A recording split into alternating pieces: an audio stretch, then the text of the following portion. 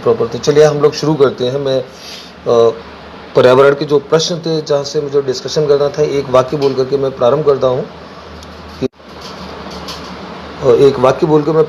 हूँ कि मेरा सेशन फर्स्ट लेवल वाले बच्चे तो हर हालत में देखेंगे ही, और सेकेंड लेवल रीड के जो बच्चे साइंस ग्रुप या एसएस ग्रुप से, वो भी इस डिस्कशन को बहुत बारीकी से देखिए, सुनिए। ये आपको साइकोलॉजी में भी और शिक्षण विधियों में भी ये लाभ पहुंचाएंगे। बहुत सारे मैंने जैसे पहले कहा था, कई सारे बिंदु, कई सारे कॉन्सेप्ट, संप्रत्यय बिल्कुल उभयनिष्ठ होते हैं जो आपको एक जगह से दूसरी जगह सहायता देते हैं। प्रत्येक चलने वाली चर्चाओं को आप बहुत गंभीरता से लीजिए, गंभीरता से उनसे जुड़िए। मैं पहले प्रश्न से प्रारंभ करता हूं और आप लोग अपने प्रश्न ड्यूरिंग सेशन में डालिएगा। मैंने आपको कहा था आप लोग गौर से मेरी व्याख्याओं को सुनते जाइए। मैं बड़ी विस्तृत व्याख्या करने वाला हूं और एक मूल्यांकन का जो खंड था जिसके बारे में मैंने आपको बोला था, उसके बारे में हम लोग बात करेंगे। आकलन के जो रूप होते हैं, योगात्मक और रचनात्मक में हमने बात की थी, लेकिन बच्चे उस एक शब्दावली के तौर पर उसको समझना चाह रहे थे कि सर सीखने के लिए आकलन, सीखने का आकलन, सीखने के रूप में आकलन, assessment of learning, assessment as learning, assessment for learning. तो ये जो चीज़ें हैं मैं आपको बड़ी बात समझाने वाला हूँ। आपके कुछ प्रश्न जो है वो भी मेरे पास हैं, मैं लिख रखे हैं। तो मैं पहले प्रश्न से प्रारंभ करता हूँ। आप लोग ईवीएस के प्रश्न नंबर 1 को देखिए। पर्यावरण का प्रश्न नंबर 1 था, निम्न में से कौन सा एक पर्यावरण अध्ययन के आकलन के लिए संकेतक नहीं होना चाहिए? एक चीज़ मैं आपको और बता दूं, आप समझ लीजिए। ये जितने भी पर्यावरण अध्ययन के प्रश्न जो मैं आपको करा रहा हूं, जो मैंने आपको दिए हैं पिछले 2-3 दिन में, अभी जिनकी व्याख्या मैं करने वाला हूं, वो सारे के सारे प्रश्न सीटेट में आए हुए प्रश्न हैं। और सीटेट में चिंतन स्तर के बेहतरीन प्रश्न आते हैं। ईवीएस के लिए स्पेशली मैं बच्चों को बहुत ज़्यादा ये सजेशन दूंगा कि आप ईवीएस में सीटेट के प्रश्नों को विशेष रूप से आप देखिए। यदि आप उन प्रश्नों को कर पाते हैं तो आप समझ लीजिए रीड के प्रश्नों का स्तर उतना बड़ा और कठिन नहीं आता। ये मैं आपको लिख करके दृढ़ता से देने के लिए तैयार हूं कि यदि आपकी समझ सीटेट के प्रश्नों पर बन गई है, गोपाल कृष्ण जी स्वागत है आपका, यदि आपकी सीटेट के पर्यावरण के प्रश्नों पर समझ बन गई है शिक्षण विधियों के, तो आप मेरे से आज 10 शिक्षण विधियों के प्रश्न रीड कभी भी हो, सितंबर अक्टूबर, आज लिखवा लीजिए। वो आपके 10 प्रश्न आपके सही जाने वाले हैं। मैं कोरे कागज पे साइन करने के लिए तैयार हूँ। ये इतना दृढ़ विश्वास है, समझ लो। और ये विश्वास, ये मैं भविष्यवाणी नहीं करता, मैं भविष्यवाणी नहीं करता हूँ। मैं अपने अनुभव और आईक्यू के आधार पे, मैं अपने आत्मविश्वास से, अपने अनुमान की ताकत से आपको ये बोल रहा हूँ। तो चलिए, पहला प्रश्न है, निम्न में से कौन सा एक पर्यावरण अध्ययन के आकलन के लिए संकेतक नहीं होना चाहिए? प्रश्न पूछना, न्याय और समानता के प्रति सरोकार, सहभागिता और याद करना। पर्यावरण अध्ययन की जहाँ तक बात थी, हम लोगों ने इस बात को ड्यूरिंग सेशन क्लास में कहा था। पर्यावरण अध्ययन एक ऐसा विषय है जिसे पढ़ाते समय हम 2 प्रकार के खंडों पर हम लोग विशेष तौर पे बात करते हैं। एक खंड वो होते हैं जो हमारे परिवेश से संबंधित होते हैं। परिवेश के अंतर्गत हमारी वो समस्त प्राकृतिक सब घटनाएं, प्राकृतिक वस्तुएं वो सारी आएंगी जिन्हें हम विज्ञान के अंतर्गत पढ़ते हैं। और एक वे सारी घटनाएं जो सामाजिक परिवेश से जुड़ी होती है, जिसे हम सामाजिक विज्ञान के अंदर पढ़ते हैं। और यदि मैं सरल भाषा में बोलूं तो पर्यावरण अध्ययन जो है that is a combination of science and social science. तो जब आप बच्चों के साथ ये कुछ आकलन सूचक काम करते हैं, जब आप कुछ इन पर्यावरण अध्ययन का जब आप बच्चों को ज्ञान कराते हैं, जब आप बच्चों को ये बोलते हैं कि ये आपका परिवेश है, ये प्राकृतिक घटनाएं हैं, तो आकलन के तौर पर हम प्रत्येक उस गतिविधि को वरीयता देंगे जो गतिविधि कहीं क्रियाकलाप गतिविधि आधारित होगी, जो एक यंत्रवत प्रक्रिया का पालन ना करती हो, यंत्रवत ना हो। तो जब आप बच्चों के साथ आकलन करते हैं तो प्रश्न पूछना, ये बच्चों के अंदर एक सक्रियता का, क्रिएटिविटी का, उनके मौलिक चिंतन का द्योतक हो सकता है। ये आकलन का एक सूचक उचित होता है। न्याय समानता के प्रति सरोकार, वो अपने चारों ओर का जो परिवेश है वहाँ न्याय समानता के प्रति उसके क्या सरोकार हैं, उनके बारे में आप जानेंगे। ये एक उचित सूचक। सहभागिता, पर्यावरण के अंदर सहभागिता एक श्रेष्ठ आकलन सूचक माना जाता है। तो याद करना ये यंत्रवत प्रक्रिया है, ध्यान रखिए। एक बच्चा कितना याद करता है, याद रख पाता है, ये पर्यावरण अध्ययन के आकलन का कोई उचित सूचक, श्रेष्ठ सूचक नहीं होना। तो पहले प्रश्न का उत्तर द बिल्कुल सही है। प्रश्न नंबर 2 था, पर्यावरण अध्ययन में शिक्षक द्वारा बालकों को स्वयं के आकलन के लिए अवसर देना चाहिए।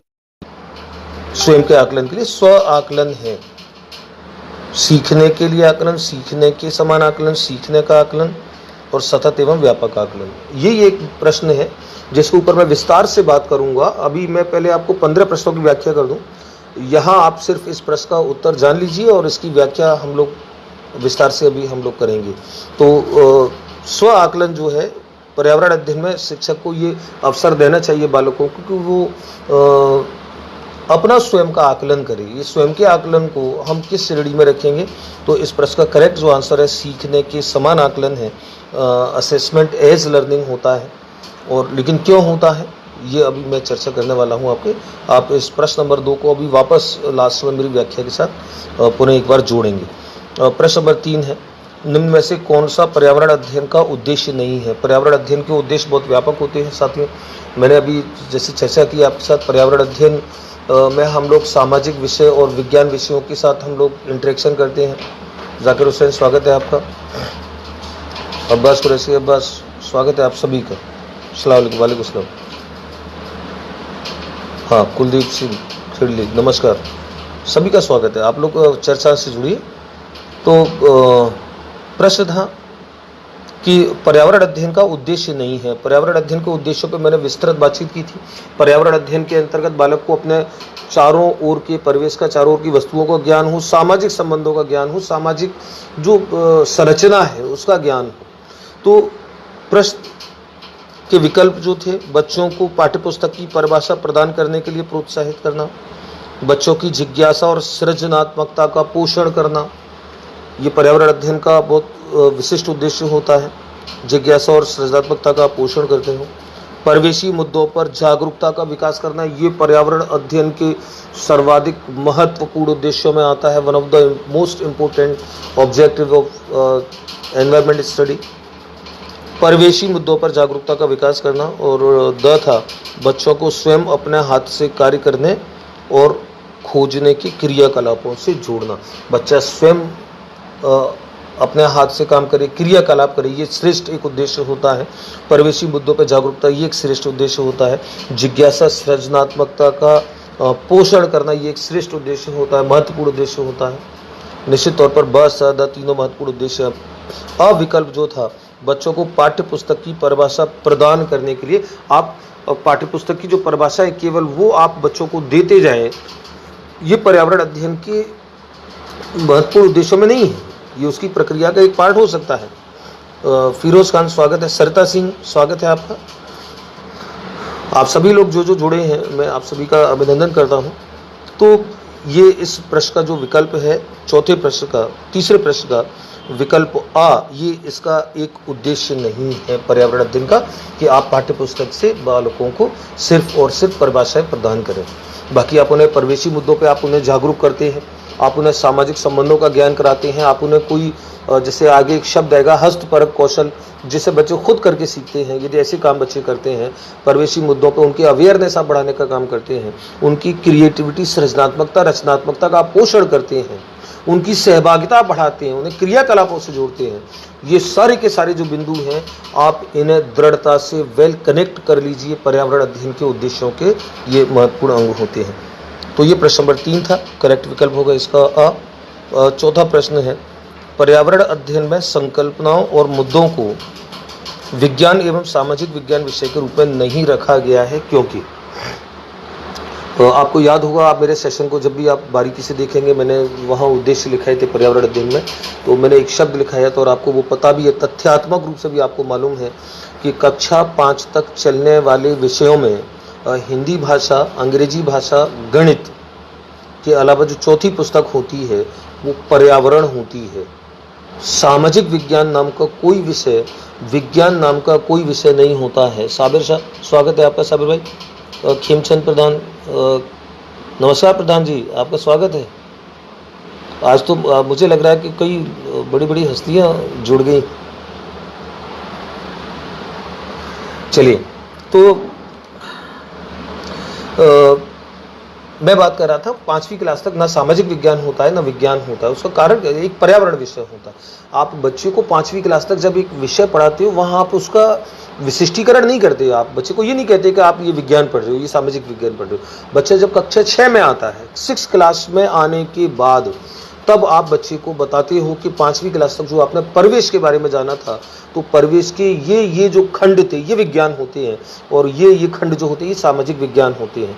तो हमने 5वीं क्लास तक जो डिज़ाइन किया, जो एनसीईआरटी ने कहा, जो एनसीएफ 2005 ने कहा कि 5वीं क्लास तक आप उससे पर्यावरण विषय के रूप में पढ़ाएंगे। दिलीप चाहर जी, स्वागत है। दिलीप चाहर जी हमारे भौतिकी के व्याख्याता हैं, हमारे उत्साहवर्धन के लिए साथ जुड़े हैं, स्वागत है दिलीप जी। तो पर्यावरण अध्ययन के रूप में विषय बनाया गया, सामाजिक विज्ञान और विज्ञान के रूप में नहीं रखा गया। तो विकल्प क्या थी? विकल्प मैंने दिया था, यह पाठ्यक्रम के भार को कम करता है। यानी कि अगर हम पर्यावरण के रूप में रखें, सामाजिक और विज्ञान के रूप में ना रखें, तो ये पर्यावरण पाठ्यक्रम के भार को कम करता है। सीबीएसई के पास पर्यावरण अध्ययन के पाठ्यक्रम को इसी प्रकार विभाजित किया गया है, निर्धारित किया गया है। इस आयु वर्ग के बच्चे अपने परिवेश को समग्र रूप से देखते हैं, और दत्ता या शिक्षण अधिगम की एक अच्छी युक्ति है। ये चारों विकल्प में आप तार्किक रूप से सोच के देखिए, क्या पर्यावरण को पर्यावरण नाम दिया गया, सामाजिक विज्ञान और विज्ञान नाम नहीं दिया गया? तो क्या इसलिए कि हमको एनसीईआरटी ने कहा है ऐसा है, सीबीएसई ने कहा ऐसा कोई? क्या बच्चों के बैग का भार कम करना था, ये उद्देश्य था? नहीं। इसका सर्वश्रेष्ठ जो विकल्प है कि बच्चे अपने परिवेश को समग्र रूप से देखते हैं। 5वीं क्लास तक प्राथमिक कक्षाओं का बालक कभी भी घटनाओं को विज्ञान, सामाजिक विज्ञान के रूप में नहीं देखता। मैं जब गणित पढ़ा रहा था, आपको याद होगा मैंने आपको कहा था कि गणित में बच्चा जब आपके पास कक्षा 1 में आता है, तो वो उसे ये पता नहीं होता है कि वो गणित जानता है। आपको पता होता है कि वो गणित की प्रक्रियाओं को समझता है, लेकिन बच्चा जो समझ रहा होता है वो गणित है, ये बच्चे को पता नहीं होता है। इसी प्रकार से प्राथमिक कक्षाओं में विषयों को पढ़ाने के उद्देश्य अलग निर्धारित होते हैं। तो बच्चों आप समझ लीजिए, दृढ़ता से इस तथ्य को बिठा लीजिए कि प्राथमिक कक्षाओं में विषय को पर्यावरण के रूप में रखा गया, सामाजिक विज्ञान और विज्ञान के रूप में नहीं रखा गया। इसका कारण केवल और केवल ये था कि बच्चे अपने परिवेश को समग्र रूप में देखते हैं, इंटीग्रेटेड रूप में देखते। वो अपने चारों तरफ, वो विभेद बाद में करेगा कि ये विज्ञान विषय का तथ्य है, ये सामाजिक विज्ञान विषय का तथ्य है, लेकिन वो समग्र रूप में देखेगा। अब्दुल हमीद स्वागत है आपका, कुलदीप गुर्जर स्वागत है। चलिए, तो ये आपका चौथा प्रश्न था। सही विकल्प होगा सा, इस आयु वर्ग के बच्चे अपने परिवेश को समग्र रूप से देखते हैं। अगला प्रश्न था, आप लोग अगर आप कॉपी पे कहीं प्रश्न लिखे रखते हो, मैं जो प्रश्न आपको भेजता हूँ, तो कॉपी को आप खोल के बैठिए, आप प्रश्नों को सामने रख करके और विकल्पों को सामने रख करके चर्चा है। आपको सिर्फ मुझे सुनना नहीं है। यदि आप में से बच्चे अपनी कॉपी को सामने रख पा रहे हो, सुन पा रहे हो, तो उसके बाद हमसे मेरी चर्चाओं का बहुत ज़्यादा आपको फ़ायदा पहुँचेगा। शुभम सिंह स्वागत है आपका, गुड आफ्टरनून शुभम सिंह। चलिए, 5वां प्रश्न है, पर्यावरण अध्ययन के पाठ्यक्रम में उप विषयों की, ये बहुत अच्छा प्रश्न था। सीटेट में ये प्रश्न मैंने 2-3 वर्ष अलग अलग वर्षों में देखा है, अलग राज्यों की टेट में भी देखा है, और बहुत अच्छा प्रश्न था कि पर्यावरण अध्ययन के पाठ्यक्रम में उप विषयों के स्थान पर थीम को अधिक प्रस्तावित किया गया है। तो थीम को प्रस्तावित करने का कारण क्या है? ये जो 4 विकल्प हैं आप देखिए, इनमें से कौन सा एक विकल्प न्यायोचित होगा, ज़्यादा उचित होगा, सर्वश्रेष्ठ होगा? उप विषयों की तुलना में थीम आधारित पर्यावरण अध्ययन का संपादन आसान है, यानी कि उप विषयों को आप पढ़ेंगे तो आपको दिक्कत आएगी, अगर आप थीम को करेंगे तो आपको थोड़ी आसानी रहेगी। क्या ये कारण है? दूसरा था कि पर्यावरण अध्ययन में पाठों को कम करने के लिए, पर्यावरण अध्ययन में पाठ कम हो जाए इसलिए थीम रखी गई, उप विषयों को हटा दिया गया। क्या ये तार्किक कारण है? सा था बच्चों के परिवेशीय बोध में वृद्धि करने के लिए। तो थीम जो होती है, घटनाक्रम जो होते हैं, उसमें बच्चा कुछ सक्रिय रूप से, क्रियात्मक तौर से कुछ सीखे, तो परिवेशी बोध में वृद्धि होगी। ऊपर के दोनों विकल्पों से ज्यादा श्रेष्ठ ये सा है। और द विकल्प को भी आप पढ़ लीजिए। द विकल्प है बच्चों के स्थानीय परिवेश के मुद्दों से जुड़े हुए और अंतर संबंधित समझ के विकास के लिए। द विकल्प सा से भी ज़्यादा बेटर है। सा विकल्प ठीक था, आसपास था, द विकल्प सा से भी ज़्यादा बेहतर है। तो इस 5वें प्रश्न का जो सही उत्तर होगा वो द होगा, कि बच्चा अपने परिवेशी मुद्दों को समझे, अंतर संबंधित समझ का उसका विकास हो, इसलिए थीम को ज़्यादा महत्व दिया गया पर्यावरण अध्ययन में। तो मैंने बच्चों को कहा था कि कुछ प्रश्नों को आप उस संदर्भ से ध्यान रखा करें जहां एक से अधिक विकल्प इस जो ये प्रश्न मैंने अभी बोला है, इन सभी प्रश्न, इस प्रश्न के सभी जो विकल्प हैं वो कहीं ना कहीं अपना एक अर्थ रखते हैं, उन्हें हम गलत नहीं ठहरा सकते। तो मैंने क्लास में एक एग्जाम्पल दिया था कि मान लीजिए हमसे कोई ये पूछता है कि हेलमेट पहनना क्यों आवश्यक है, हेलमेट पहनना आवश्यक है क्योंकि। अब उसके अगर मान लीजिए 4 विकल्प हैं और 4 विकल्प में पहला विकल्प है कि हेलमेट हमको धूल से और लू से, गर्मी से बचाता है, ब है ये हमको चालान से बचाता है। तो अब क्या आप इन दोनों विकल्पों को मना करेंगे? नहीं, ऐसा नहीं है। धूल से बचाता ही है ना, धूप से बचाता है ना, चालान से भी बचाता है। अगर आप हेलमेट पहन के जाते हो तो चालान से भी बचते हो। लेकिन इन्हीं ऐसे विकल्पों में एक चौथा विकल्प जुड़ा हुआ है कि ये हमारी सुरक्षा के लिए, तो हम टिक इन सभी विकल्पों में सुरक्षा वाले को टिक करेंगे। ये सारे विकल्प जो हैं कहीं ना कहीं उसके लगाने से संबंधित हैं, कनेक्टेड है कहीं ना कहीं उस उद्देश्य से। लेकिन जो मुख्य उद्देश्य है, जो मूल उद्देश्य और महत्वपूर्ण उद्देश्य, वो सुरक्षा से रिलेटेड है। तो इसलिए हम ऊपर के बिंदुओं को टिक नहीं करेंगे, चूंकि हमारे पास उससे भी ज़्यादा बेटर, उससे भी ज़्यादा बेस्ट एक ऑप्शन है, इसलिए हम द टिक करेंगे कि इसलिए लगाया जाता है हेलमेट। और इसी प्रकार के प्रश्नों की रूपरेखा ये थी। द विकल्प इसका 5वें का बिल्कुल सही हो। 6वां प्रश्न मैं करता हूँ। शुभम सिंह सिसोदिया, स्वागत है आपका। पूनम सियाग, सुनील बिश्नोई, स्वागत है आपका। चलिए, MS वल्लभगढ़, स्वागत है आपका। आप लोग बस मेरे से जुड़े और चर्चाओं को देखें। प्रश्न हम बाद में कुछ डिस्कस करेंगे आपको। प्रश्न नंबर 6 था, निम्न में से कौन सा एक पर्यावरण अध्ययन के संबंध में सही नहीं है? पर्यावरण अध्ययन के संबंध में सही नहीं है। पर्यावरण अध्ययन की प्रकृति एकीकृत होती। यस, थोड़ा सा इंटरप्शन हुआ नेटवर्क। तो खीम सिंह फौजदार ने मेरे व्हाट्सएप पे मैसेज डाला था, मैसेंजर पे मैसेज डाला था कि सर एकीकृत शब्द को थोड़ा सा क्लैरिफाई कीजिएगा। मैं अभी एकीकृत को क्लैरिफाई करूंगा। अभी पहले एक बार इस प्रश्न को देख लें हम लोग। निम्न में से कौन सा एक पर्यावरण अध्ययन के संबंध में सत्य नहीं है? पर्यावरण अध्ययन की प्रकृति एकीकृत होती है। ब, पर्यावरण अध्ययन वर्णन और परिभाषाओं पर बल देता है। स, पर्यावरण अध्ययन बाल केंद्रित अध्ययन है। और द, पर्यावरण अध्ययन बच्चों को परिवेश से खोजने का अवसर देता है। प्रश्न ये था कि इन चारों विकल्पों में से कौन सा विकल्प पर्यावरण अध्ययन के लिए सत्य नहीं है? तो 4 विकल्पों में कौन सा सत्य नहीं है? तो इसका अर्थ है कि 3 सत्य हैं। तो 3 सत्य कौन से हैं, उन्हें एक बार खोजने का प्रयास करें। एक तो चौथा विकल्प आप आंख बंद करके विश्वास कर सकते हो कि ये तो 100% सत्य होगा ही होगा। कौन सा है? पर्यावरण अध्ययन बच्चों को अपने परिवेश को खोजने का अवसर देता है। ये कथन सत्य है 100%। पर्यावरण अध्ययन के बारे में जितनी आपकी समझ है, प्रारंभिक समझ है, वो भी आप ये तय कर सकते हैं। और बाकी के जो 3 विकल्प थे, पर्यावरण अध्ययन की प्रकृति एकीकृत होती है, इसमें आपका संशय है, आप नहीं तय कर पा रहे हो, इसको पेंडिंग में रखें अभी। पर्यावरण अध्ययन वर्णन और परिभाषाओं पर बल देता है। और पर्यावरण अध्ययन बाल केंद्रित अध्ययन है। बाल केंद्रित अध्ययन है, ये भी बिल्कुल करेक्ट है। नीचे के 2 विकल्प 100% पर्यावरण अध्ययन के लिए सत्य हैं। अब अ और बा में से कौन सा सही होगा? पर्यावरण अध्ययन की एक प्रकृति एकीकृत होती है। अब आप उस एकीकृत शब्द को समझ लीजिए। मैंने कहा, मुझे खीम सिंह फौजदार ने स्पेशली डाला था कि सर एकीकृत को बताइएगा। एकीकृत का अर्थ होता है, आपको याद होगा जब आप साइकोलॉजी में जब पढ़ रहे थे तो अभिवृद्धि विकास की स्थिति में हमने एक एकीकरण का नियम पढ़ा था। एकीकरण एकीकृत एक ही बात होती है, जहाँ पे आपके सारे अलग अलग जो पृथक पृथक अंग होते हैं वो एक साथ मिलकर के फिर एक यूनिट के तौर पे काम करते हैं।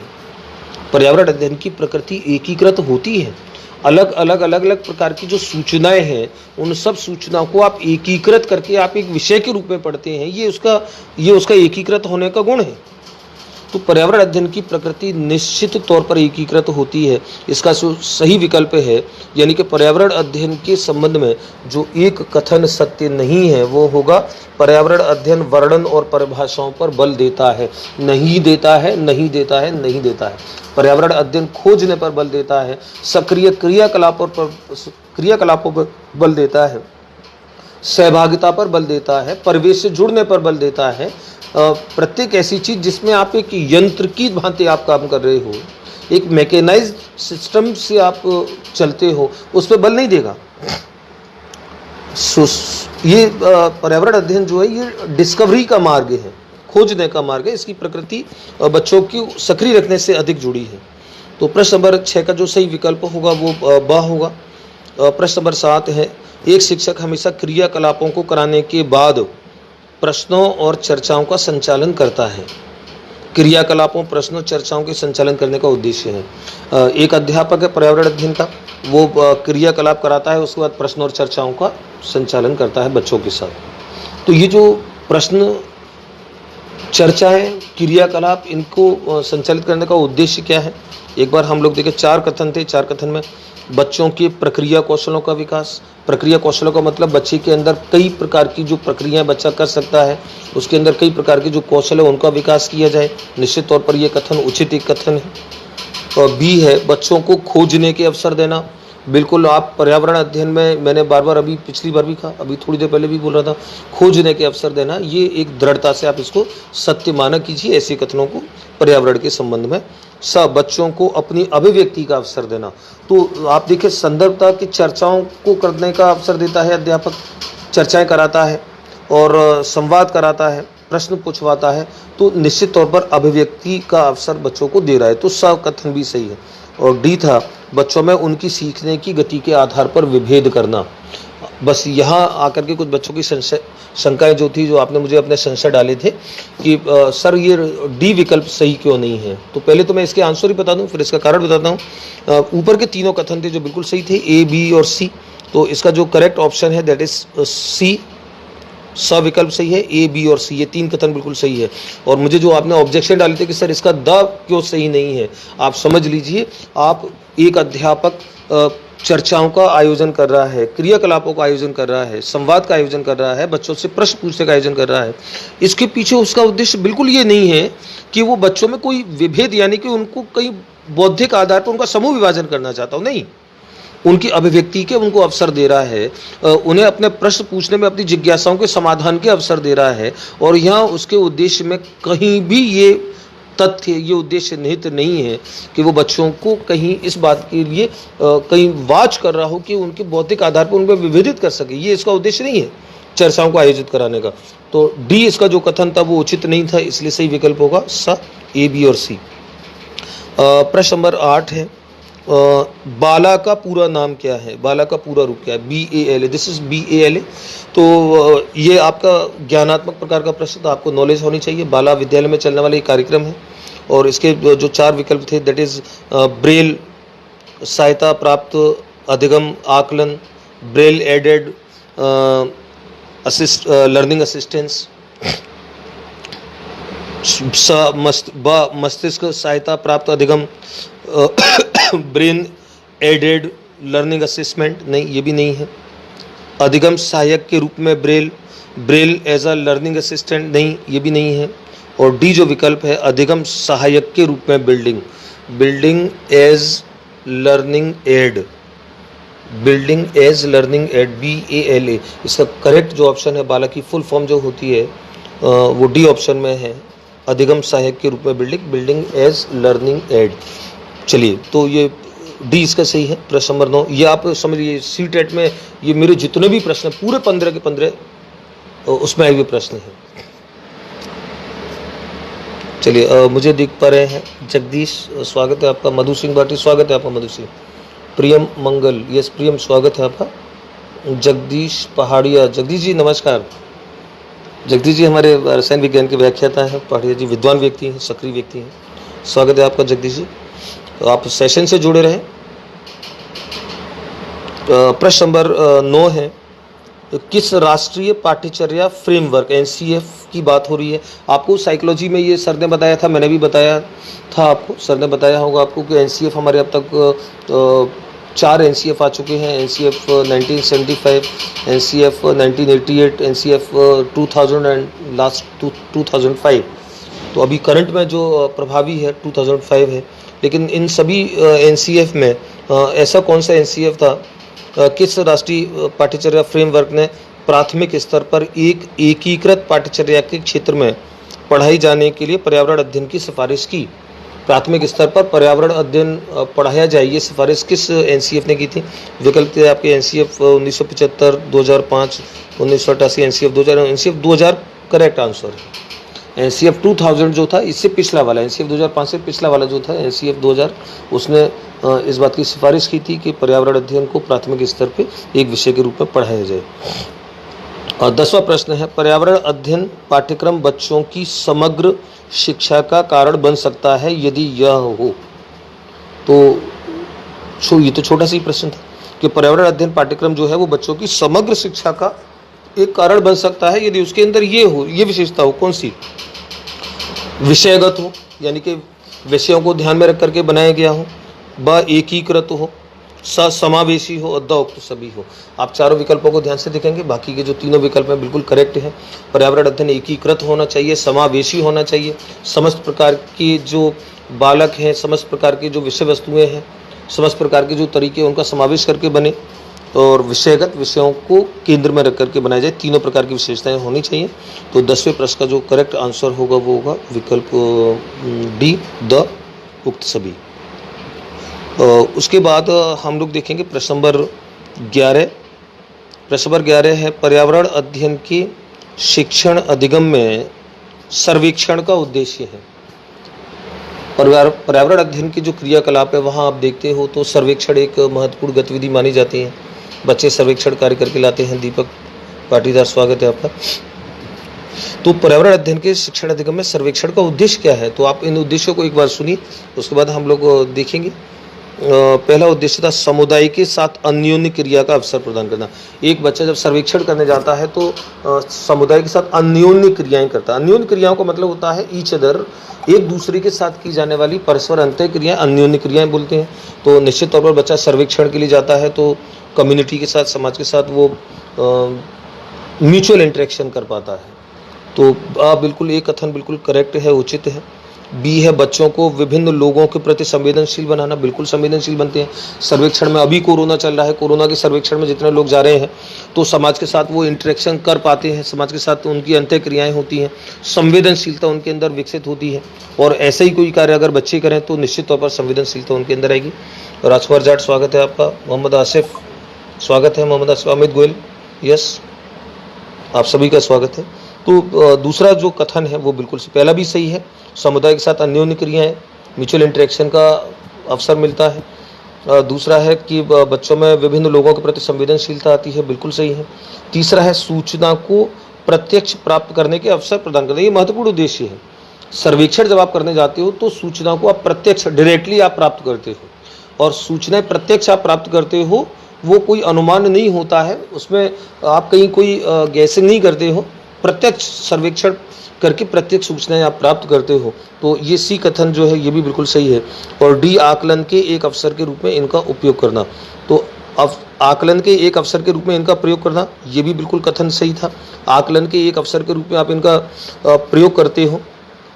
तो प्रश्न जो था, प्रश्न में हमसे पूछा गया सर्वेक्षण के बारे में, और सर्वेक्षण के लिए इन चारों कथनों में कौन से एक कथन सही है।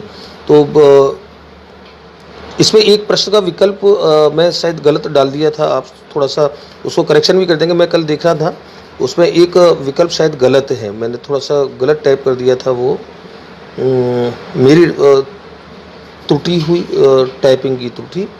तो प्रश्न नंबर हम लोग बात कर रहे थे 11 पे, पर्यावरण अध्ययन के शिक्षण अधिगम में सर्वेक्षण का उद्देश्य है। हाँ सॉरी, त्रुटि वाला प्रश्न दूसरा है। पर्यावरण अध्ययन में तो समुदाय के साथ अन्योन्य क्रिया का अवसर मिलता है, बच्चों को विभिन्न लोगों के प्रति संवेदनशील बनाना, ये करेक्ट है, ये स्टेटमेंट। सी था, सूचना को प्रत्यक्ष प्राप्त करने का अवसर प्रदान होता है, बिल्कुल करेक्ट है। और डी, आकलन के एक अवसर के रूप में इनका उपयोग करना। उपयोग में से कौन सा सही है, ए सी और डी, अगर ए सी और डी तो इसका मतलब बी गलत है, जबकि बी एक स्टेटमेंट सही है, तो आ विकल्प गलत होगा। ए बी सी तथा डी, ए बी तथा सी, ए बी तथा डी। देखिए मैं अभी इस पर थोड़ा सा मैं संशोधन कर लूँ। आकलन के एक अवसर के रूप में इनका उपयोग करना, सर्वेक्षण करके जो आंकड़े प्राप्त किए जाते हैं उन आंकड़ों के प्राप्त करने को हम आकलन से नहीं जोड़ते हैं। सर्वेक्षण को आकलन से डायरेक्ट नहीं जोड़ा जाता है। सर्वेक्षण एक प्रक्रिया है, असेसमेंट नहीं है, that is a process not assessment. तो आकलन के रूप में उसका उपयोग नहीं करेंगे। सर्वेक्षण की प्राप्त उसका करेक्ट आंसर होगा ए बी तथा सी, यानी कि स जो विकल्प है ए बी और सी, ये इसका करेक्ट आंसर होगा। प्रश्न नंबर 12 है, एक नवनियुक्त पर्यावरण अध्ययन के शिक्षक के रूप में आपकी सबसे पहली प्राथमिकता क्या होगी? आप as a environment study teacher आप लगे हैं, आपकी इनमें से सबसे पहली प्राथमिकता क्या होगी? अशोक बोरावट, स्वागत है अशोक। एनआर विष्णु, स्वागत है एनआर विष्णु। कल एक अनुराग विष्णु बच्चे का मेरे पास मैसेज आया था, कल एक बड़ा भावुक मैसेज कर रहा था कि सर आप मुझे प्लीज़ आप जुड़े रहें मैसेंजर से या उससे, तो मार्गदर्शन देते रहे। मैं एक किसान परिवार से हूँ और बहुत अच्छा, मैं तो बोल रहा था विष्णु बच्चे ने मुझे इतना प्यार दे दिया, मैं बहुत ज़्यादा याद रखता हूँ। बच्चा बहुत अच्छा था, अनुराग विष्णु भावुक बच्चा था। मैंने कहा उसको मैं हमेशा तुम्हारे साथ हूँ, जहाँ आपको मेरी आवश्यकता होती है निश्चित तौर पर मैं अपने स्टूडेंट के साथ हूँ। मुझे खुशी होती है जब मुझे ये लगता है कि मैं आप लोगों में से कुछ बच्चों की सफलता की कुछ कारकों में से एक कारक हूँ, तो मुझे सच में अच्छा लगता है। मेरे अंदर के आंतरिक प्रेरकों की संतुष्टि मैं कर पाता हूँ। तो बच्चा खुश हो रहा था, बच्चा बोल रहा था कि सर आपके लिए मैं गाँव से आऊँ तो क्या लेके आऊँ, देसी घी लेकर आऊँ या ये लेकर के आऊँ? तो मैंने कल उसको बोला था कि कुछ मत लाना, अपनी माँ की दुआएँ ले आना, मेरे लिए भी थोड़ी से। तो माँ की दुआएं जो हैं वो सारी चीज़ों से ज़्यादा बड़ी हैं। और ये आप भी जब सफल होते हो तो आप लोग दुआएं दीजिए बस। तो जहाँ भी आपको लगता है कि मैं कहीं आंशिक तौर पे भी आपकी सफलता का कई सारे कारकों में एक कारक में हूँ, तो बस आप दिल से दुआएं दीजिए, वो मेरा एक भुगतान है। तो प्रश्न था, एक पर्यावरण अध्ययन के टीचर के रूप में आपकी नियुक्ति होती है, आप इनमें से कौन कौन से कार्य को आप सर्वोच्च प्राथमिकता पर रखेंगे? कक्षा में धीमी गति से सीखने वाले बालकों की पहचान करना, क्या ये आपका कार्य सर्वोच्च प्राथमिकता पर होगा? ब विद्यार्थियों के लिए पाठ अनुसार विस्तृत नोट्स तैयार करना, क्या ये आपकी प्राथमिकता पर होगा? विद्यार्थियों का सामाजिक सांस्कृतिक प्रोफाइल विवरण तैयार करना, क्या ये आपकी प्राथमिकता पर होगा? और डी है, पहले से ही पाठ्य योजना तैयार कर लेना। आप जब चारों विकल्पों की नेचर पे जब आप थोड़ा सा विचार करेंगे, हम बात कर रहे हैं पर्यावरण अध्ययन के टीचर के तौर पर, as a teacher of environment study. तो आप बच्चों के साथ जब एनवायरनमेंट स्टडी पे काम करते हो तो बच्चों का पारिवारिक परिवेश जानना, उनका सामाजिक परिवेश, उनका सांस्कृतिक परिवेश क्या है, ये उनकी पृष्ठभूमि जानना, ये अध्यापक के लिए सर्वोच्च प्राथमिकता का कार्य होना चाहिए। ये जो तीनों कार्य हैं, नोट्स तैयार करेंगे या पाठ की योजना पहले से बनाएंगे, नहीं, ये सब कार्य ठीक है, ये प्रक्रिया में आगे आएंगे, लेकिन इन सभी कार्यों में सर्वश्रेष्ठ जो कार्य होगा जिसे आप सर्वोच्च प्राथमिकता के तौर पर रखेंगे, वो होगा विद्यार्थियों के सामाजिक सांस्कृतिक परिवेश पे का प्रोफाइल तैयार करना। प्रश्न नंबर 13 है, पर्यावरण अध्ययन की एक शिक्षिका निम्नलिखित कारणों से अपनी कक्षा को प्रारंभ कुछ मुख्य प्रश्न पूछते हुए करती है। आप अपनी क्लास का प्रारंभ करते हो और जाकर के बच्चों को आप ये प्रकरण नहीं बताते हो, ये प्रस्तावना आप जब ड्यूरिंग आप बीएड एसटीसी जब आप अपने लेसन दे रहे थे तो वहाँ आप प्रस्तावना बच्चों के साथ तैयार करते थे। कुछ इस प्रकार के प्रश्न पूछ करके आप अपनी भूमिका बनाते थे कि आप मुख्य प्रकरण तक आ पाएँ। तो कुछ ऐसे प्रश्न पूछते हैं तो उसके पीछे मुख्य क्या उद्देश्य है, एक बार विकल्प देखिए आप। विकल्प है, विद्यार्थियों का ये प्रश्न आप इसलिए पूछते हैं क्योंकि विद्यार्थियों का चिंतन सीमित किया जा सकता है, विद्यार्थियों का चिंतन उद्दीप्त किया जा सकता है। अच्छा, इसमें प्रश्न पूछा कि इनमें से कौन सा एक इनमें से सबसे कम प्राथमिकता वाला कौन सा है? तो सबसे कम प्राथमिकता वाला कौन सा है, यानी कि बाकी तीन ज़्यादा प्राथमिकता वाले हैं, तो आप प्राथमिकताओं के क्रम से आप देखेंगे। विद्यार्थियों को चिंतन सीमित किया जा सकता हो, विद्यार्थियों का चिंतन उद्दीप्त किया जा सकता हो, आप बच्चों को प्रोवोक कर सकें, बच्चों को उद्दीप्त कर सकें कि उन्हें सीखना है, ये बिल्कुल उद्देश्य उचित है। प्रश्न विद्यार्थियों में उत्सुकता जगाते हैं, बिल्कुल सही है, आप उत्सुकता जगाएंगे बच्चों के अंदर, बच्चे ज़्यादा सीखेंगे, तत्परता का सिद्धांत होता है थॉर्नडाइक का। प्रश्न प्रकरण को संदर्भ परक बनाने में सहायता देते हैं। बिल्कुल नीचे के जो तीनों विकल्प हैं, नीचे की तीनों प्राथमिकताएं हैं वो आपकी उचित हैं। जो अ है, विद्यार्थियों को चिंतन सीमित किया जा सकता है। एक अध्यापक इसलिए नहीं पूछता है प्रश्न प्रकरण के प्रारंभ करने से पूर्व कि वो बच्चों के चिंतन को सीमित करे। सीमित नहीं करना है, व्यापक करना है, उद्दीप्त करना है, प्रोवोक करना है। आप उन्हें स्टिमुलेट करते हो बच्चों को कि वो बच्चे को सीखने के लिए प्रेरित हों, उनकी जिज्ञासाएं बढ़े, वो कुछ ज़्यादा से ज़्यादा परिवेश के साथ जुड़ पाएँ, अपनी सहभागिता सुनिश्चित कर पाएँ। तो इसलिए जो अ विकल्प है ये सबसे कम प्राथमिकता वाला विकल्प होगा, बाकी तीनों विकल्प ज़्यादा उचित हैं। प्रश्न नंबर 14 है, पर्यावरण अध्ययन शिक्षण के संदर्भ में एनसीएफ 2005 निम्न में से किसे प्रस्तावित नहीं करती? निम्न में से किसे प्रस्तावित नहीं करती, इसका मतलब किन्हीं तीन को प्रस्तावित करती है। कौन सा एक कथन सत्य नहीं है, इसका मतलब तीन कथन सत्य हैं। कौन सा एक कथन सत्य है, इसका अर्थ कौन से तीन कथन सत्य नहीं है। तो आप इस दृष्टिकोण से जब आप ये विश्लेषणात्मक होता है, ये जब आप प्रश्नों को इस तरीके से तोड़कर आप देखते हैं तो इसका मतलब you are going through analysis, और इस प्रक्रिया से जब आप जाते हो, एनालिसिस की प्रक्रिया से जाते हो, तो आप सही उत्तर तक बहुत सटीकता के साथ आप पहुंच पाते हैं। ये मैंने आपको क्लास टीचिंग के दौरान मैंने आपसे कई बार कहा था इस बात को। तो एनसीएफ 2005 निम्न में से किसे प्रस्तावित नहीं करती, इसका मतलब किन्हीं तीन को प्रस्तावित करती है। आप पढ़ते जाइए, तय करते जाइए कौन कौन से प्रस्तावित होते हैं। और जो साथी मुझसे अभी जुड़ गए हैं तो मैं उन सभी का स्वागत करता हूं। बच्चों को अनुभवों और संदर्भों से जोड़ना, क्या एनसीएफ 2005 इसे प्रस्तावित करता है? बिल्कुल करता है। हस्तपरक क्रियाकलाप, हस्तपरक क्रियाकलाप मैं अभी चर्चा थोड़ी देर पहले भी की थी। ऐसे क्रियाकलाप जिन्हें बच्चा खुद अपने हाथ से करके सीखता है, निश्चित तौर पे एनसीएफ 2005 ने प्रस्तावित किया। Learning, that is learning by doing, ये लर्निंग बाय डूइंग का एक प्रकार है। तकनीकी शब्दावली से परिचित कराना, और द है विषय अनुसार उपागम। आप देख लीजिए ऊपर के दो पे आप कंफर्म है कि एनसीएफ 2005 ने निश्चित ये दो विकल्प दिए बच्चों को अनुभवों और संदर्भों से जोड़ने का, और हस्तपरक क्रियाकलाप का, लर्निंग बाय डूइंग का। तकनीकी शब्दावली से परिचित कराना और विषयगत उपागमों का प्रयोग करना। एनसीएफ 2005 ने इस बात को कहा, चाहे गणित विषय हो, पर्यावरण विषय हो, हिंदी, विज्ञान, जो भी विषय थे उसमें ये कहा एनसीएफ 2005 की मूल अवधारणाओं में है कि प्रत्येक विषय के लिए अलग अलग उपागमों का प्रयोग किया जाए। कोई एक उपागम किसी एक विषय के लिए उचित हो सकता है, सटीक हो सकता है, लेकिन वो किसी दूसरे विषय में उतना ही सटीक, उतना ही उचित, उतना ही औचित्यपूर्ण हो, ये आवश्यक नहीं है। तो विषयगत उपागमों का प्रयोग, इस पर भी बल दिया था। तो इसका सही जो विकल्प है तकनीकी शब्दावली, ध्यान रखें ज़्यादा टेक्निकल काम नहीं किया है। पर्यावरण अध्ययन में कोई टेक्निकल टर्म्स के प्रयोग की बात नहीं है। पर्यावरण अध्ययन एक ऐसा विषय है जो बच्चों के चारों ओर के परिवेश से जुड़ा है। तो इन चारों विकल्पों में एनसीएफ 2005 ने तकनीकी शब्दावली के प्रयोग पर से परिचित कराने पर बल नहीं दिया है। और लास्ट प्रश्न है आपका, निम्न में से कौन सा प्राथमिक स्तर पर पर्यावरण अध्ययन के आकलन के लिए उपकरण और तकनीक है? प्राथमिक स्तर की बात हो रही है बच्चों, ध्यान रखना। इन जो चार दे रखे हैं, इन चारों में से प्राथमिक स्तर के लिए कौन सी उचित एक तकनीक मानी जाएगी?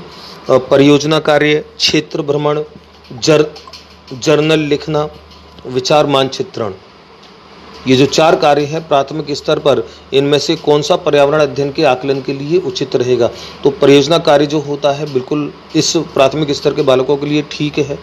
क्षेत्र भ्रमण ठीक होता है। आप विकल्प देख लीजिए, विकल्प है बी तथा सी। बी तथा सी यानी कि जर्नल लिखना, जर्नल बिल्कुल नहीं आएगा। आप समझ लीजिए प्राथमिक स्तर का बालक जर्नल नहीं लिख सकता, वो अपने अनुभवों को, संचित अनुभवों को नहीं व्यक्त कर सकता है। ब है केवल डी, केवल विचार मानचित्रण, अपने विचारों को अभिव्यक्त करना, अनुभवों को नहीं, अपने विचार जो उसके सृजनशीलता के जो विचार हैं उनको वो मैपिंग करे, उनकी नहीं कर सकता है, प्राथमिक स्तर का बालक नहीं कर सकता है। तो सा है ए तथा बी, और दा है ए बी सी तथा डी। और मैं इसी प्रश्न की मैं थोड़ी सी बात कर रहा था कि मैंने इस 15वें प्रश्न में आपको शायद विकल्प मैंने आपको डी भेजा था कि ए बी सी तथा डी, ये गलत है। ये मेरी टाइपिंग मिस्टेक की वजह से हो गया था प्रश्न। इस प्रश्न का जो सही विकल्प है आप टिक कर लीजिए, संशोधन कर लीजिए। जो बच्चे बाद में वीडियो देखेंगे, जो अभी लाइव नहीं है मेरे साथ, वो भी बच्चे ध्यान रखें। इस प्रश्न का सही जो विकल्प है वो मैं लिख के भी डाल दूंगा। सा इसका सही विकल्प है, ए तथा बी। बच्चे प्राथमिक स्तर पर केवल परियोजना कार्य और क्षेत्र भ्रमण जैसे कार्यों के माध्यम से ही आकलन करने योग्य होते हैं। सुरेंद्र नागर, स्वागत है आपका। पंकज शर्मा, स्वागत है। अमराराम मूड, क्या बात है, अमराराम जी जुड़ गए हैं आज बाड़मेर से।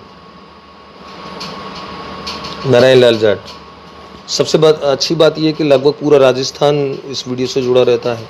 राजस्थान से बाहर के स्टूडेंट इससे जुड़े रहते हैं। मुझे बहुत खुशी होती है कि इतने ज़्यादा बच्चों तक मैं हूँ। तो ये आपके 15 प्रश्न थे। तो मैं अब एक इम्पोर्टेंट जो डिस्कशन में कर रहा था, जो साइकोलॉजी के लिए भी आपके लिए बहुत इम्पोर्टेंट है, फर्स्ट सेकंड सभी लेवल के लिए, बस क्योंकि आपकी साइको तो बिल्कुल कॉमन है। मैं बात कर रहा था आकलन के 3 रूपों पर, और आप इस चर्चा को आप ध्यान से सुनिए। जो हमारा दूसरा प्रश्न था, वो दूसरा प्रश्न जो मैं अभी आपको बोला था, वो दूसरे प्रश्न को एक बार मैं वापस दोहराऊंगा। मैंने आपको बोला था क्योंकि तब हम लोग चर्चा करेंगे। और प्रत्येक वो बच्चा जो रीड से जुड़ा है, जो सेकंड ग्रेड जो लेक्चरर से जुड़ा है, जो भी बच्चा मुझे सुन पा रहा है, वो बच्चा बहुत गौर से मेरे इस तथ्य को सुन ले। मैं दूसरा प्रश्न एक बार वापस कर लूँ। पर्यावरण अध्ययन में शिक्षक द्वारा बालकों को स्वयं के आकलन के लिए अवसर देना चाहिए। स्व आकलन है सीखने के लिए आकलन, सीखने का आकलन, सीखने के रूप में आकलन, सतत एवं व्यापक आकलन। और जो बच्चों ने प्रश्न मुझसे पूछे थे, बच्चों ने प्रश्न भी मैं इसी चीज़ को लेकर के डाला था। खेम सिंह ने डाला था, खेम सिंह ने प्रश्न ये डाला था कि सर ये जो आकलन के तीनों रूप हैं, इन्हें थोड़ा सा बहुत अच्छे से क्लैरिफाई कीजिएगा, ये साइकोलॉजी में भी बहुत कठिनाई देते हैं। और दो तीन बच्चे और थे, मैंने उनका ये मैसेज नोट किया था और मुझे खुद लगा था कि इनको मैं चर्चा के माध्यम से आपके साथ डिस्कस करूं। तो बच्चों, मैं आपको अब जो जानकारी दे रहा हूं, that is very very important, और मैं आपको संदर्भ दे रहा हूं। ये बहुत इंपॉर्टेंट संदर्भ के साथ मैं आपको बात बताऊंगा। संदर्भ का नाम एक बार बोल देते हैं, फिर चर्चा हम लोग करेंगे। संदर्भ है western and northern Canadian protocol for collaboration in education 2006। ये एक पेपर का नाम है, ये एक संदर्भ का नाम है। इसके पेज नंबर 41 वहाँ पे आपको ये दे रखे हैं। जब आप नेट पे सर्च करेंगे तो ये संदर्भ आपको वहाँ मिलेंगे। हम असेसमेंट के 3 रूपों पे हम लोग बात करेंगे। Assessment for learning, assessment of learning and assessment as learning. आप सोच के देखिए, असेसमेंट क्या होता है, आकलन क्या होता है। आकलन मूल्यांकन ही है, आकलन जांचना ही है, लेकिन उसकी प्रक्रिया अलग है, उसका उद्देश्य अलग है। आप 3 स्थितियों पर विचार कीजिए। आप बच्चों को जांचना चाहते हैं, आप अपनी क्लास के बच्चों को ये तय करना चाहते हैं कि मैं इन बच्चों को आगे इनको कैसे मुझे पढ़ाना है, मुझे आगे कैसे इनके अधिगम की दिशा निर्धारित करनी है, इनका इंस्ट्रक्शन किस तरीके का होगा। आप तीन स्टेज को आप ध्यान रखिए। जैसे हम इंस्ट्रक्शन दे रहे हैं, इंस्ट्रक्शन का मतलब पढ़ाई हम लोग शुरू कर रहे हैं। आपने 3 स्टेजों पे अलग अलग काम किया। एक स्टेज है जहां बिफोर इंस्ट्रक्शन, आपने पढ़ाना शुरू नहीं किया है, उससे पहले आपने बच्चों को जांचा है। दूसरा है ड्यूरिंग इंस्ट्रक्शन, जब आप बच्चों को पढ़ा रहे हैं उस समय आप बच्चों को जांच रहे हैं। और तीसरा है आफ्टर इंस्ट्रक्शन, जब आपने बच्चों को पढ़ा लिया है, आपने शिक्षण करा दिया है बच्चों को, उसके बाद आप जांचते हैं। 3 स्टेज पे हम लोग बात कर रहे हैं। कौन सी 3 stage? Before instruction, during instruction and after instruction. आप समझ लीजिए, आपने बच्चों को पढ़ाने से पहले आपने क्यों जांचा? बच्चों को आपने पढ़ाने से पहले ये जांचा, इसलिए जांचा कि आप ये तय करना चाहते हो कि बच्चों का बौद्धिक स्तर क्या है। यहाँ पे 2 काम हो रहे हैं। एक तो आपने बच्चों ने कितना सीख लिया है अब तक, तब तक जब आपने ये जांचा था, तो एक तो आपने कितना सीख लिया है, एक तो आपने ये पता किया। दूसरा आपका उद्देश्य ये है कि आप बच्चों के अब इनको कैसे सिखाना है, ये आप तय कर पा रहे हो। ध्यान रखो, बिफोर इंस्ट्रक्शन किए जाने वाला आकलन सीखने के लिए भी होता है और सीखने का भी होता है, लेकिन चूंकि आप उसे कन्वर्ट करते हो, आप उसे बदलते हो सीखने के लिए में, क्योंकि आपने बच्चों ने कितना सीखा है इसके ऊपर आपने बच्चों को कोई अंक प्रदान नहीं किए हैं। बस आपने बच्चों का ये जान करके अनुमान लगा लिया कि अब मुझे किस बच्चे के साथ किस प्रकार से काम करना है, तो ये आकलन। और दूसरा था ड्यूरिंग इंस्ट्रक्शन, ड्यूरिंग प्रोसेस। तो ड्यूरिंग प्रोसेस भी आप बच्चों को जांचते जा रहे हो। क्यों जांच रहे हैं आप इसलिए जांच रहे हैं कि आप ये तय करना चाहते हैं कि मेरे द्वारा चलाई जाने वाली शैक्षणिक जो प्रक्रियाएं हैं, क्या उन प्रक्रियाओं के माध्यम से बच्चे का जो अधिगम हो रहा है वो बिल्कुल सही दिशा में हो रहा है और उचित मात्रा में हो रहा है। आप इसलिए ड्यूरिंग प्रोसेस काम कर रहे हो। आपने बिफोर प्रोसेस, बिफोर इंस्ट्रक्शन आपने काम किया ताकि आप बच्चों को बौद्धिक स्तर का निर्धारण कर सकें और अलग अलग बौद्धिक स्तर के बालकों के साथ आप अलग अलग तरीके से काम करें। ड्यूरिंग प्रोसेस भी आपने इसी उद्देश्य से काम किया। ध्यान रखो, ये दोनों जो मिलकर के हैं, ये दोनों आप इसलिए कर रहे हैं ताकि आप उनकी अधिगम दिशा का निर्धारण कर सकें। इनका उद्देश्य कहीं भी बच्चों को उपलब्धि देना नहीं है, उनको कोई ग्रेड देना नहीं है, उनको कोई डिवीज़न देना नहीं है, उनको ये नहीं बताना है कि आप क्या हो, बस आप उनके अधिगम की दिशा निर्धारित करना चाहते हैं। ये दोनों मिलकर के रचनात्मक आकलन के फॉर्मेटिव असेसमेंट के अंतर्गत आते हैं। ये दोनों सीखने के लिए आकलन है, ये अध्यापक कर रहा है बच्चे के साथ। और तीसरा था आफ्टर प्रोसेस, जब आप बच्चों को सिखा देते हो, जब प्रोसेस आपका खत्म हो जाता है, इंस्ट्रक्शन आपका समाप्त हो जाता है, आपकी जो शैक्षणिक जो प्रक्रिया है वो पूरी कंप्लीट हो जाती है, उस कार्यक्रम की समाप्ति के बाद फिर तब जब आप बच्चे के साथ ये काम करते हो कि बच्चे ने कितना सीख लिया है, तो फिर आप एक आकलन करते हो कि बच्चे ने इस पूरे इंस्ट्रक्शन प्रोग्राम में कितना सीखा है। और आप ये जानने के बाद चूँकि आपको उसे एक डिवीज़न और एक ग्रेड या कोई अंक प्रतिशत आपको प्रदान करना है, तो अंत में जो आफ्टर प्रोसेस जो आप आकलन कर रहे हो, ये सीखने का आकलन है, ये सीखने के लिए आकलन है, ये सीखने का आकलन है। This is assessment for learning, this is assessment of learning. और ध्यान रखो, असेसमेंट फॉर लर्निंग जो होता है वो असेसमेंट फॉर लर्निंग ही आपके रचनात्मक, संरचनात्मक फॉर्मेटिव असेसमेंट होते हैं। और जो सीखने का आकलन जो आप प्रक्रिया की समाप्ति के बाद आप कर रहे हैं वो योगात्मक आकलन होता है, समेटिव असेसमेंट होता है। आप मेरे नोट्स देखेंगे, आपको नोट्स में ये बात मिलेगी, मैंने जब एक सारणी आपको बनाई थी रचनात्मक और योगात्मक आकलन के अंतर की, तो मैंने वहाँ इस बात को मेंशन कराया था। मैंने संरचनात्मक में लिखाया था ये सीखने के लिए आकलन है, और योगात्मक में लिखाया था ये सीखने का आकलन है। आप कितना सीख गए इस बात की जांच कर रहे हैं आप योगात्मक में, लेकिन रचनात्मक में आपको कैसे सिखाना है इस, तो अंतर क्या हुआ। मुझे एक बच्चे ने सवाल डाला था कि सर ये इनमें जो अंतर है उद्देश्य का है सबसे बड़ा अंतर। मैंने कहा बिल्कुल उद्देश्य का है, दोनों आकलन है, दोनों जांच है, उद्देश्य दोनों का अलग अलग है। संरचनात्मक आकलन और योगात्मक आकलन में अगर किसी एक मुख्य आधार पर विभेद करना हो तो मुख्य आधार पर विभेद करना होगा उद्देश्य के आधार पर। इनका उद्देश्य शैक्षिक अधिगम प्रक्रिया को सुधारना, उसका निर्धारण करना है, और इनका उद्देश्य केवल और केवल बालकों का स्तरीकरण करना है कि बच्चों ने कितना सीखा है, जिसके बाद उन्हें कोई डिवीज़न, कोई अंक उनको दिया जा सके। तो ये मैंने अभी दो पर डिस्कस किया है, सीखने के लिए आकलन, सीखने का आकलन। अब ये प्रश्न था कि सीखने के रूप में आकलन, assessment for learning, assessment of learning. So now what is assessment as learning?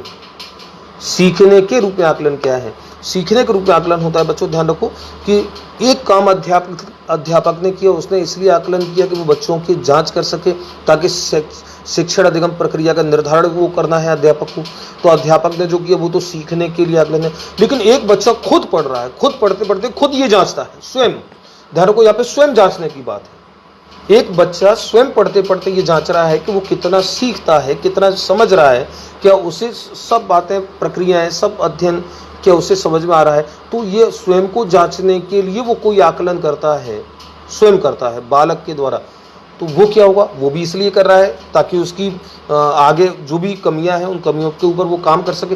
लेकिन ध्यान रखो, इसमें व्यक्ति बदला, यहाँ टीचर कर रहा था, यहाँ पे बालक स्वयं कर रहा है। जब इसी काम को बालक स्वयं करता है तो ध्यान रखिए फिर वो आकलन सीखने के लिए की बजाय फिर वो सीखने के रूप में हो जाता है, असेसमेंट एज लर्निंग। तो मामूली सी एक बारीक सी लाइन है।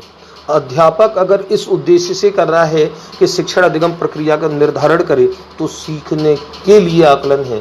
लेकिन एक बालक स्वयं अपने अध्ययन, स्वयं अपने प्रक्रिया के दौरान वो अपने स्वयं को जांचता है, वो आकलन कर रहा है अपना, तो ये सीखने के रूप में आकलन है। तो ये जो प्रश्न था इसमें था स्व आकलन होता है। आप देखो सी-टेट में ये प्रश्न आया था, स्व आकलन हो, self assessment, that is called self assessment. So self assessment is assessment as learning. तो ये तीन जो चीजें हैं, आप इन्हें बहुत अच्छे से समझ लीजिए। ये मेरा वीडियो जब आप देख रहे होंगे, वापस वीडियो को रिपीट करके देखना, वापस पीछे ला करके देखना, 2-3 बार सुनना आप इस चीज़ को, और ये आपको निश्चित तौर पर ये आपके साइकोलॉजी में और वहाँ आपको मदद देगी। एक बच्चे ने मुझे और याद आ गया, कल एक बच्चे ने एक प्रश्न डाला था, वो इसी से जुड़ा था। उसने कहा था कि सर, जब हम बालकों का अलग अलग बौद्धिक स्तर के अनुसार ये तय कर लेते हैं कि ये बालक निम्न बौद्धिक स्तर का, ये मध्यम औसत स्तर का, ये उच्च स्तर का, तो क्या ये प्रक्रिया शिक्षण अधिगम प्रक्रिया में क्या ये काम उचित माना जाएगा? हम बच्चों को वैयक्तिक भिन्नता के अनुसार क्यों अलग अलग विभेदित कर रहे हैं? इससे तो उनके अंदर हीन भावना आएगी, इससे तो उनके अंदर वो आएगी। तो मैंने क्लास में भी इसका क्लैरिफिकेशन दिया था। आपके दिमाग में जिज्ञासा आना स्वाभाविक है। आप समझ लीजिए, बच्चों को आप वैयक्तिक भिन्नता के सिद्धांत के अनुसार आप ये पता करने के लिए कोई आकलन करते हो, आप ये पता करते हो, इसका उद्देश्य कतई ये नहीं होता है कि आपने जो 3 समूह या 4 समूह या 2 समूह जो आपने बांटे हैं, आप बच्चों को उस समूह में आप इस तरीके से बिठाएंगे। आपको ऐसा नहीं करना है कि आपको सारे प्रतिभाशाली बच्चे क्लास में एक तरफ बिठा देने हैं या अलग कमरे में बिठा देने हैं, और जो औसत स्तर के बच्चे हैं वो एक तरफ बैठेंगे, गधेड़े सारे एक तरफ बैठे, ऐसा नहीं है। ये गधेड़े शब्द को मुझे याद आ गया, इसमें भी बच्चे बहुत हंसते थे।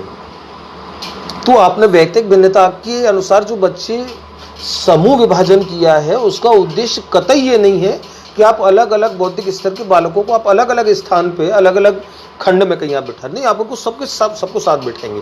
क्लास हमेशा एकीकृत होकर के बैठेगी।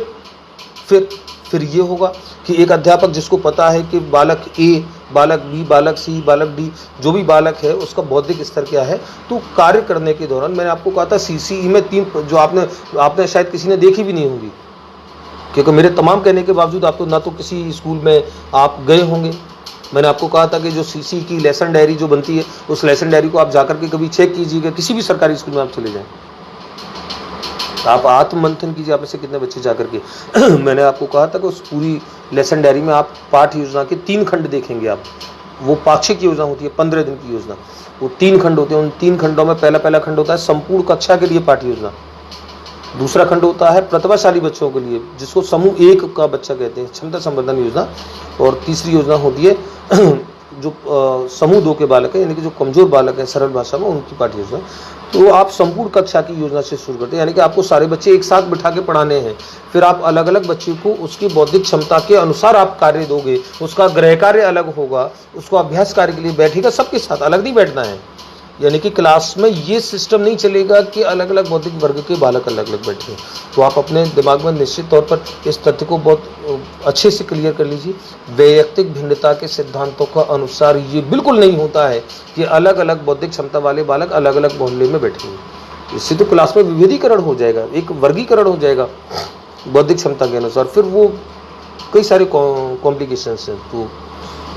तो एक ये था, और एक बच्चों की जिज्ञासा क्या थी वो मैं आपको बताऊं।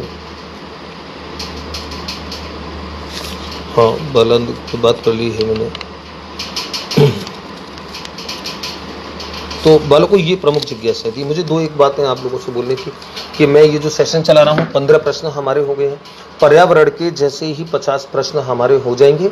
मैं जैसे मैथ्स को मैंने लॉक कर दिया था, 50 प्रश्न की पीडीएफ मैंने आपसे वादा किया, मैंने आपको डाली। पीडीएफ एक्चुअल में वो व्हाट्सएप पे शेयर नहीं हो पाई थी, मुझे हो सकता है कुछ वैसे तो लगभग कोशिश करता हूँ पर एक कोई फंक्शन नहीं, तो मैंने जो पीडीएफ बनाई वो पीडीएफ वहाँ शेयर नहीं पाई, तो मैंने पूरे 50 प्रश्न की व्याख्या मैंने डाल दी थी। आप वहाँ से कॉपी कीजिए, कॉपी करके आप स्वयं अपने मोबाइल में पीडीएफ में कन्वर्ट कर लीजिए। लेकिन वो पूरे 50 प्रश्न व्याख्या के साथ आपके पास पहुँच चुके हैं।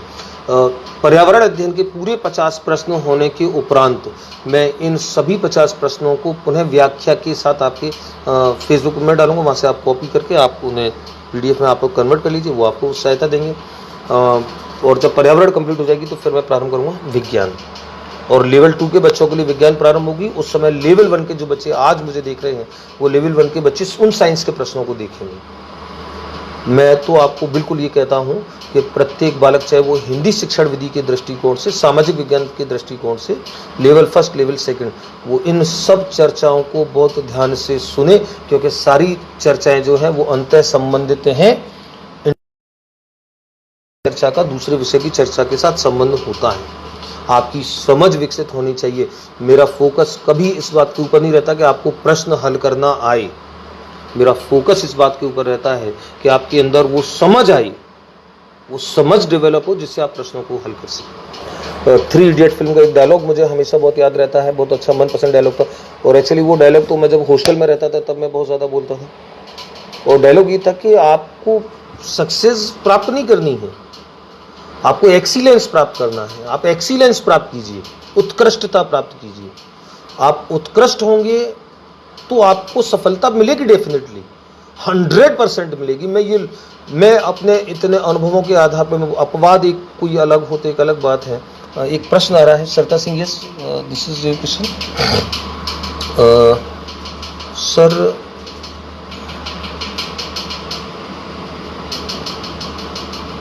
का डायग्नोस्टिक टेस्ट करने का कैसे मान सकते हैं क्या? सर एफई को डायग्नोस्टिक टेस्ट करना कैसे मान सकते हैं, ये प्रश्न है आपका सरिता सिंह। चलिए, इन्होंने एक प्रश्न ये पूछा है सरिता सिंह ने कि हम जो एफए जो होता है, अगर सरिता सिंह मैं अगर आपके प्रश्न को सही समझ पा रहा हूँ तो आप यस लिख के डालना। आपका प्रश्न क्या मूलतः ये है कि हम संरचनात्मक आकलन को, एफई को हम उपचारात्मक क्यों मानते हैं? Why formative assessment can be considered as a diagnostic test. Is this your question, Sarita Singh?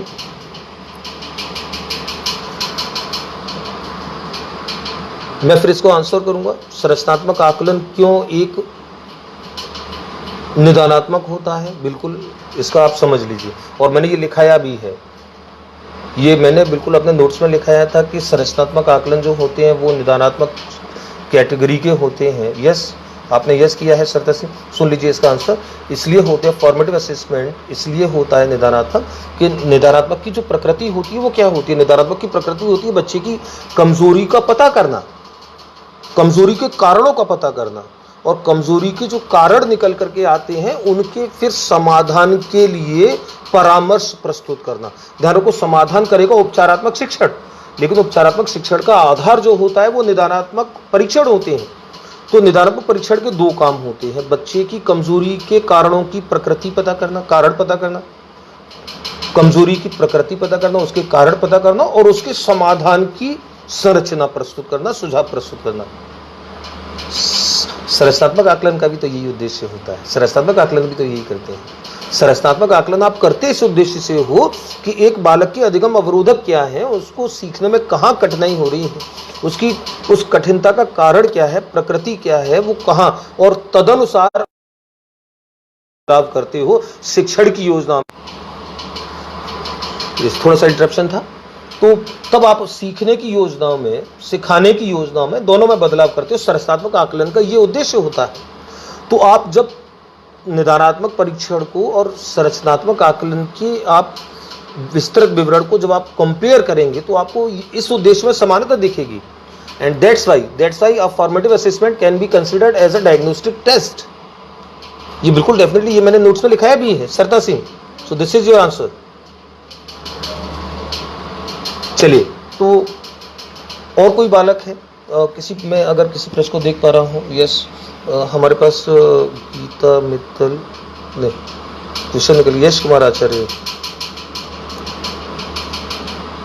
मैं आपके एक तो चश्मा ले लूँ अगर आप थोड़ा सा होल्ड पर रहें। यस, मेरे पास है, मैं थोड़ा सा नहीं देख पा रहा हूँ।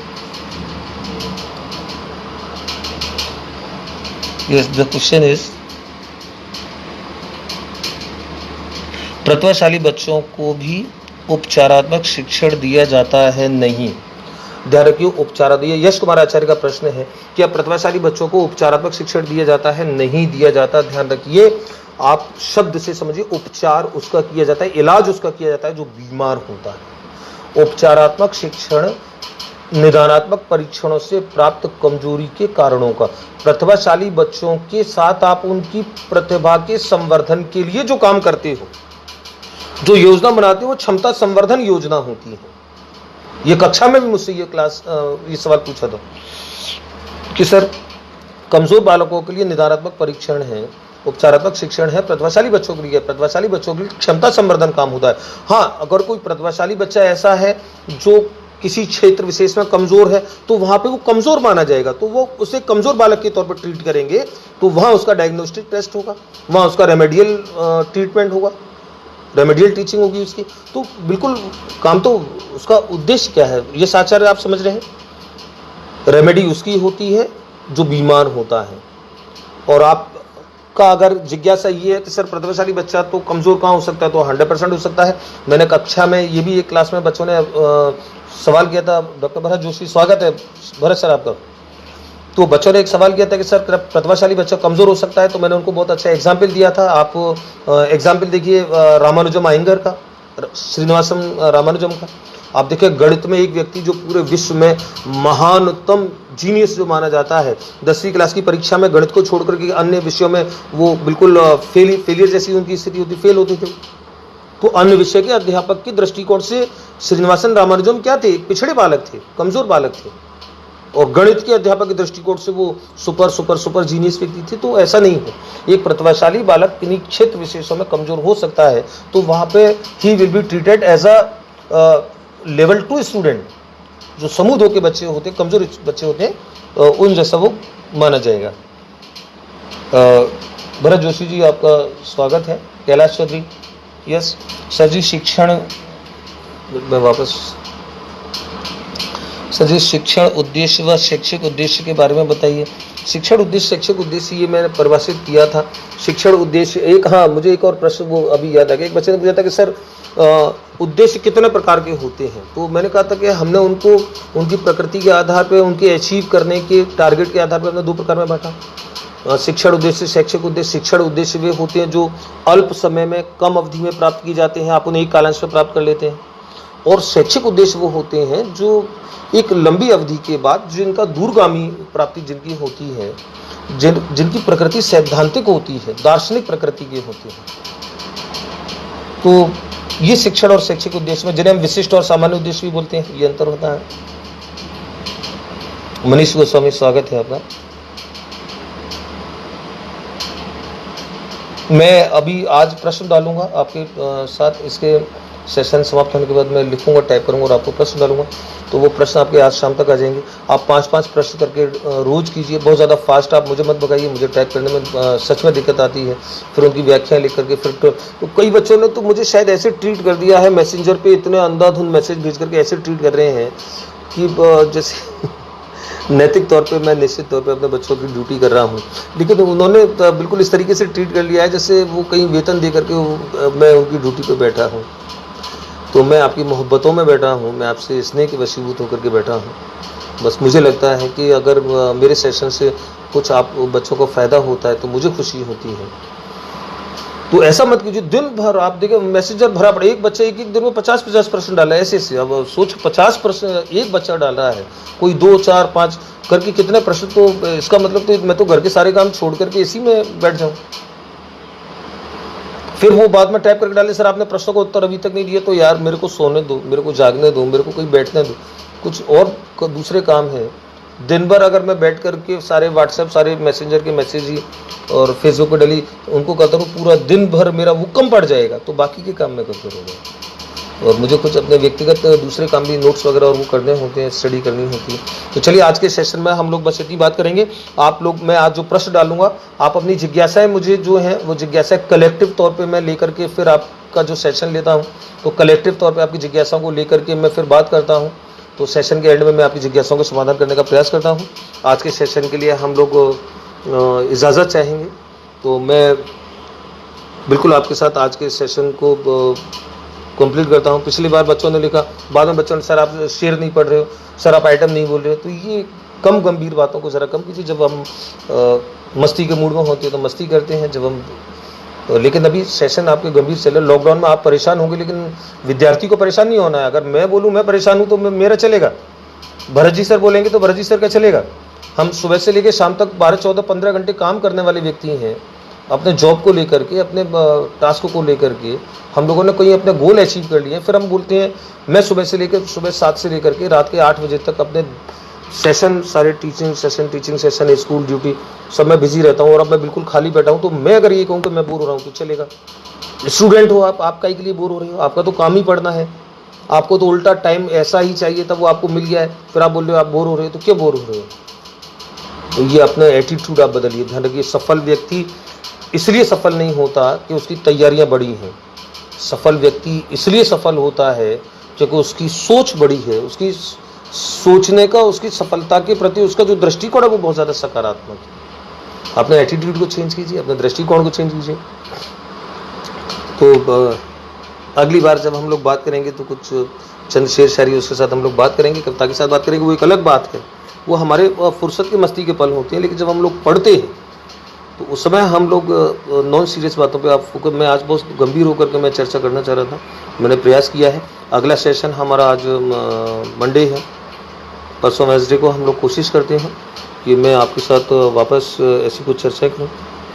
तो आज के सेशन के साथ आप सब लोग जुड़े हैं, आपने गंभीरता से चर्चाओं को सुना है, तो मैं आप सभी को धन्यवाद प्रेषित करता हूं, जितने सभी व्यक्ति जो मेरे साथ जुड़े।